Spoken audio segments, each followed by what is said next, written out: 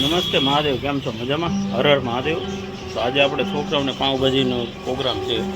Programme એટલે આમ તો ઓર્ડર જ છે. આપણે 110 પાઉંભાજી અને ગુલાબજાંબુ પાર્સલ કરીને આપવાના છે. 110 પાર્સલ. એટલે એ મેકિંગ રેસીપી તમને આગળના વિડીયોમાં દેખાશે. ચાલો પેકિંગ હું દેખાડી દઉં તમને. આવી રીતે એક અડધી ભાજી, પાઉં, ગુલાબજાંબુ આખું પેકિંગમાં વ્યવસ્થિત બાલમજૂરના છોકરાઓને આપવાનું છે.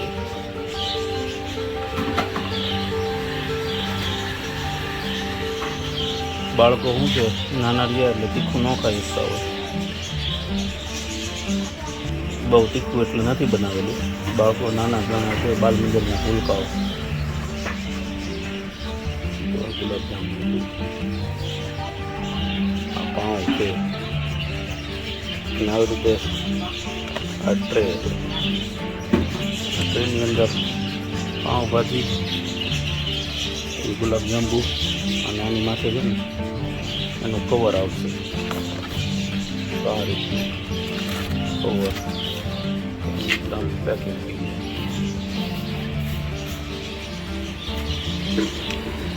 ચાલો તમને એક એક લોટ દેખાડતો જાઉં. 15-20 જેમ જેમ ભરાય એમ 35થી 40 થઈ ગયા છે. અને આટલી જો ભાજીનો ઉપયોગ થયો. અને બીજો આમ તો ત્રીજો લોટ દેખાડતો હું તમને ભૂલી ગયો. બીજો લોટ તૈયાર છે. 3 ને 3 6 9 9 18 20 થાય છે. 5 લોટ થાય. 3 લોટ થઈ ગયા એટલે 60 થઈ ગયા. 40 બાકી. ચાલો તો પેકિંગ કરી લઈએ.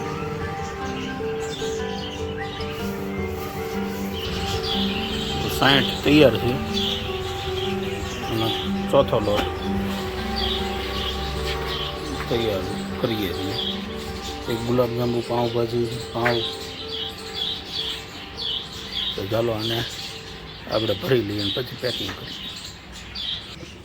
આપણા બીજા 20 તૈયાર છે. 1 2 3 4 5 6 17 18 ને 2 20 80 થયા. હવે 20 બાકી છે. ચાલો આને પેક કરી લઈએ અને પછી બીજા 20 મૂકીએ. એ તમને દેખાડીએ. 60 નંગ આ છે. 20 નંગ આની અંદર મૂકી દીધા કેરેટમાં અને 20 નંગ બીજા, એટલે 100 પૂરા. અને 5 ઉપરથી આપવાના. 105નો ઓર્ડર છે.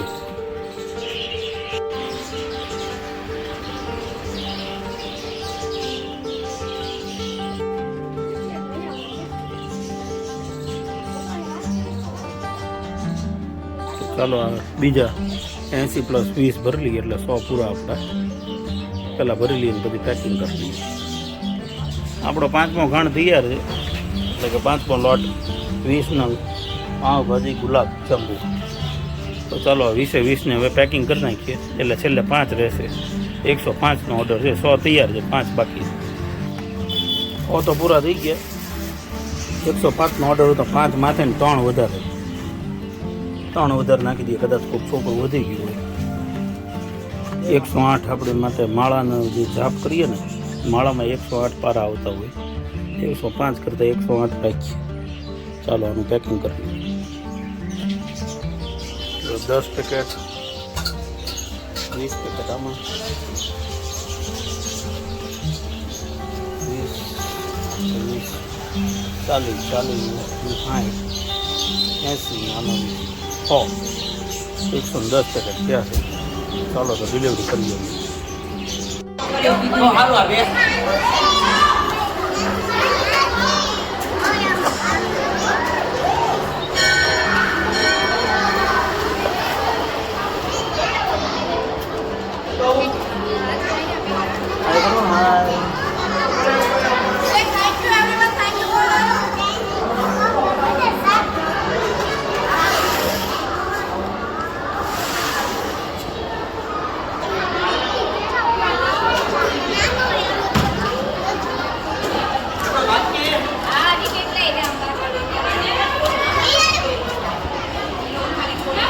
બરોબર છે, મસ્ત બીનું તીખું નથી ને, મસ્ત. ગુલાબજાંબુ ગળ્યું છે કે તીખું? ગળ્યું છે.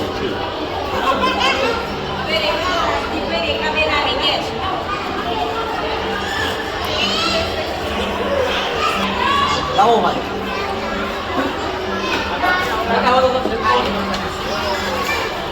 પેલા ક્લાસમાં છે.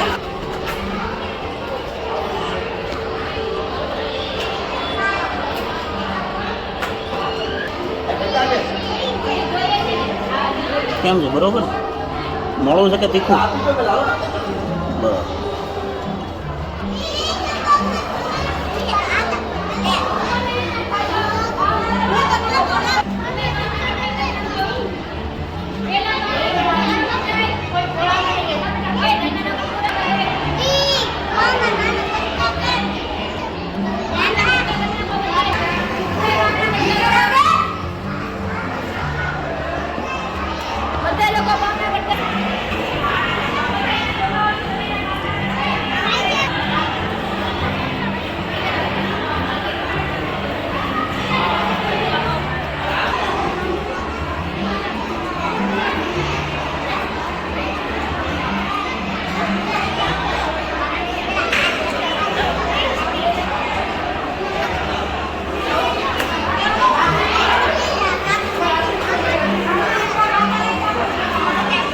ત્રંબકમ યજામહે સુગંધિનમ પુષ્ટિવર્ધનમ ઉર્વારુકમેવ વંદનાન મૃત્યુર્મોક્ષમામૃતાत्. આ આર્યકુળ શૈક્ષણિક સંકુલમાં જે નાના ભૂલકાઓને ભોજન કરાવ્યું છે તેનું સારું થાય અને જેને લાભ લીધો છે એનું ખૂબ જ સારું થાય. આવા વિચારો આવવા એ ઉત્તમ છે અને આવું જ કાર્ય આર્યકુળ શૈક્ષણિક સંકુલમાં થઈ રહે એવી મા સરસ્વતીને પ્રાર્થના કરું છું. નમઃ પાર્વતી પદે હર હર મહાદેવ હર. પિતૃને પાણી પીપળે રેડવા જાઓ એની કરતાં પણ ઉત્તમ ફળ આ આપે છે. અનાજ છે તે મહા અન્નનો દાન કહેવાય છે.